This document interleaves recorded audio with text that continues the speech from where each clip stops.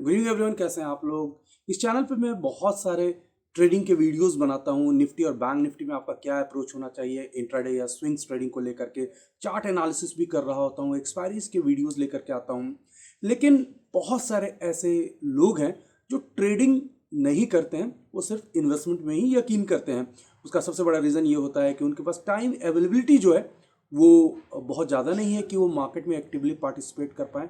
साथ ही साथ वो जो रिक्वायर्ड स्किल होना चाहिए ट्रेडिंग के लिए, टेम्परामेंट होना चाहिए, वो भी शायद नहीं होता है। तो इसलिए वो इन्वेस्टमेंट की तरफ जाते हैं। और वैसे भी ट्रेडिंग भी अगर आप करते हैं तो इन्वेस्टमेंट में तो आपको जाना ही चाहिए, क्योंकि वेल्थ क्रिएशन जो है वो इन्वेस्टमेंट के थ्रू ही होता है।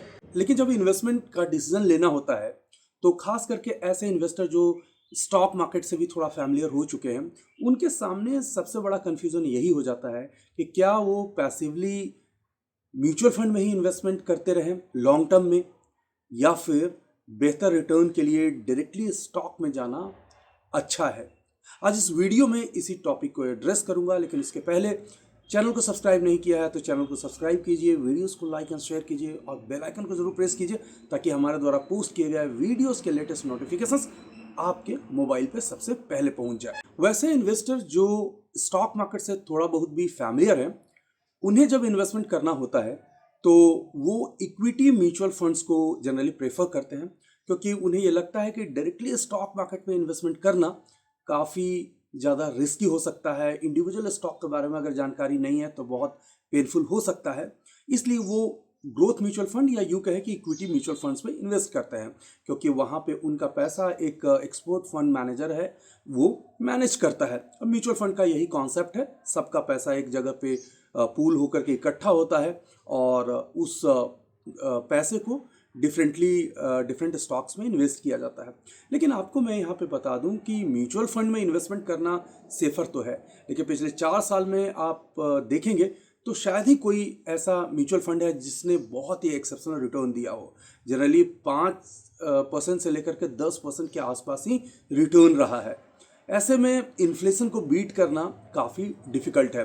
हाँ, अगर आप पोस्ट ऑफिस या एफडीज या डिफरेंट सेविंग स्कीम्स हैं, उनके मुकाबले अगर आपको कोई बेहतर इन्वेस्टमेंट प्रोडक्ट चाहिए तब तो म्यूचुअल फंड है। लेकिन आप मल्टी बैगर रिटर्न चाहते हैं, आप बहुत ही एक्सेप्शनल रिटर्न के बारे में सोच रहे हैं, तो फिर जो ग्रोथ फंड है, इक्विटी फंड्स है, वो सफिशिएंट नहीं होता है। और तब जब इन्फ्लेशन सालों साल बढ़ते जा रहा है, ऐसे में इन्फ्लेशन को बीट करना बहुत ज़्यादा ज़रूरी हो गया है एक सक्सेसफुल इन्वेस्टमेंट रिटर्न के लिए। ऐसे में ज़्यादा बेहतर ये होता है कि आप किसी भी पर्टिकुलर स्टॉक में डायरेक्टली इन्वेस्ट करें। अब क्या सिर्फ स्टॉक में इन्वेस्टमेंट करने से ही लॉन्ग टर्म में रिटर्न आ जाएगा? ऐसा बिल्कुल भी नहीं है, क्योंकि आपने सुज़लॉन को देखा होगा, यूनिटेक को देखा होगा, बहुत सारे ऐसे स्टॉक्स हैं, यस बैंक को देखा होगा, जिनमें 10 साल से भी ज़्यादा अगर आपने पैसे का इन्वेस्टमेंट कंटिन्यू किया होता तो भी उनका रिटर्न जो है वो नेगेटिव हो गया। कई स्टॉक ऐसे हैं जो 300-400 के प्राइस कैरी करते थे, आज उनका प्राइस महज 5 या 10 रुपया हो गया है। तो जब बात होती है कि मल्टी बैगर रिटर्न लेना है और स्टॉक से लेना है, म्यूचुअल फंड में नहीं जाना है, तो वो क्या पैरामीटर होंगे जो एक स्टॉक्स में इन्वेस्टमेंट करते समय देखना चाहिए? सबसे पहली बात तो ये है कि किसी स्टॉक्स में आप लॉन्ग टर्म के लिए इन्वेस्टमेंट करने जा रहे हैं तो आप समझ लीजिए कि आप अपना पैसा के साथ साथ वहाँ पे टाइम भी देने जा रहे हैं, और उसके लिए आपको बहुत ही ज़्यादा केयर करने की ज़रूरत है। ऐसे ही सुनी सुनाई बातों पे लोग 5 साल या 10 साल के लिए इन्वेस्टमेंट करते हैं और काफ़ी रिग्रेट करते हैं। मैं कुछ पैरामीटर्स बता रहा हूँ जिनको आपको हर स्टॉक्स में लॉन्ग टर्म के लिए इन्वेस्टमेंट करते समय ध्यान रखना चाहिए। सबसे पहली बात तो यह है कि किसी भी स्टॉक के फेयर वैल्यू को देखा जाता है। अगर स्टॉक का करंट प्राइस जो है, मार्केट प्राइस, वो फेयर वैल्यू से यानी उसकी एक्चुअल वैल्यू से नीचे ट्रेड कर रहा है तो उसमें बाइंग किया जाता है। Over the period of the time fundamental analysis ये कहता है कि स्टॉक अपने एक्चुअल वैल्यू को, फेयर वैल्यू को अचीव करेगा।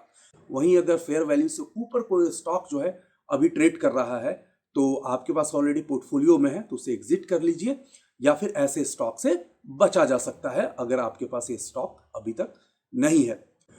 कुछ जो पॉइंट्स है और मैं यहाँ पे ऐड ऑन करता हूँ कि स्टॉक्स में सबसे पहले आपको प्राइस टू बुक वैल्यू को जरूर देखना चाहिए, पीबी रेशियो जिसे हम बोलते हैं। पीवी रेशियो जो है वो कंपनी के मार्केट वैल्यूएशंस को बताता है with respect to its book value. तो इससे हमें एक अंदाजा मिल जाता है कि स्टॉक अंडर वैल्यूड है या ओवर वैल्यूड है। दूसरा पैरामीटर आप पी रेशियो को भी देख करके कर सकते हैं, प्राइस टू अर्निंग रेशियो।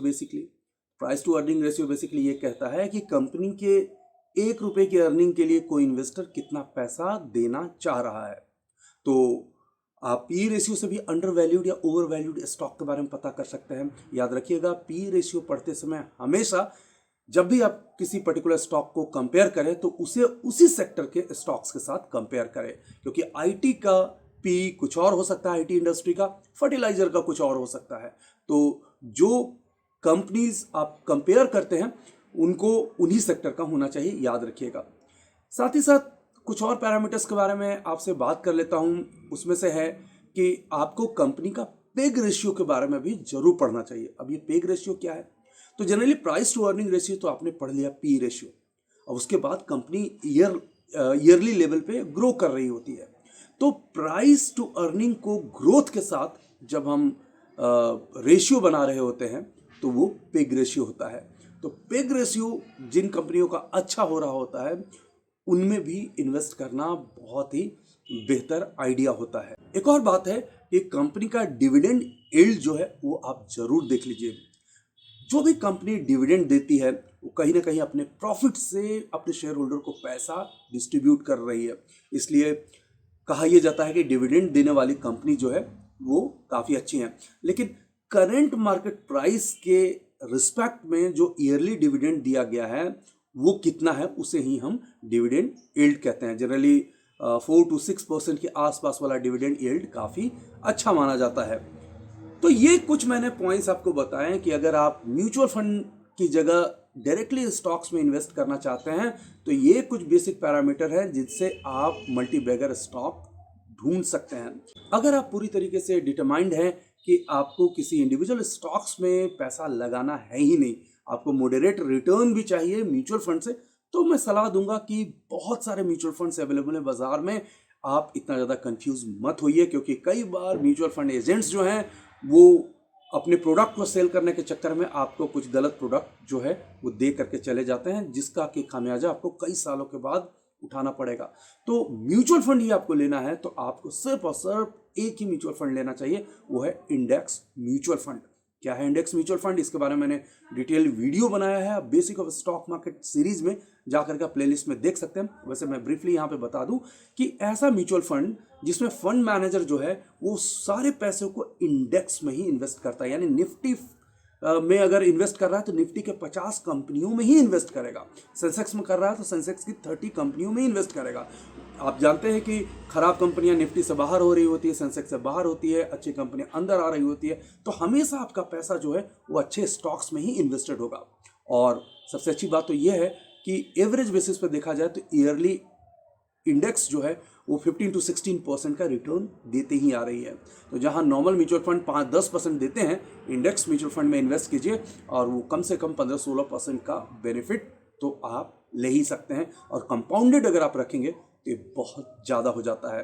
आप SIP कैलकुलेटर डाउनलोड कीजिए, उसमें आप 2-2 हज़ार का भी सिप कीजिए, SIP कीजिए, तो वो करोड़ में चला जाता है 25-30 ईयर्स में।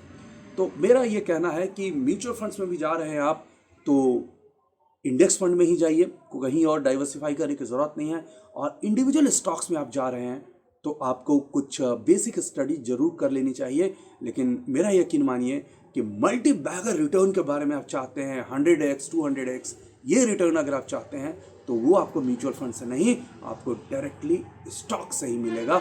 और उसके लिए आपको राइट स्टॉक का सिलेक्शन करना होगा।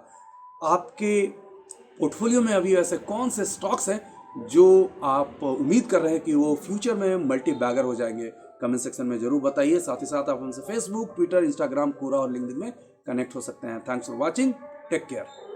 वीडियो को लाइक करें, शेयर करें, सब्सक्राइब करें और आने वाले वीडियोस के नोटिफिकेशंस के लिए बेल आइकन को दबाएं।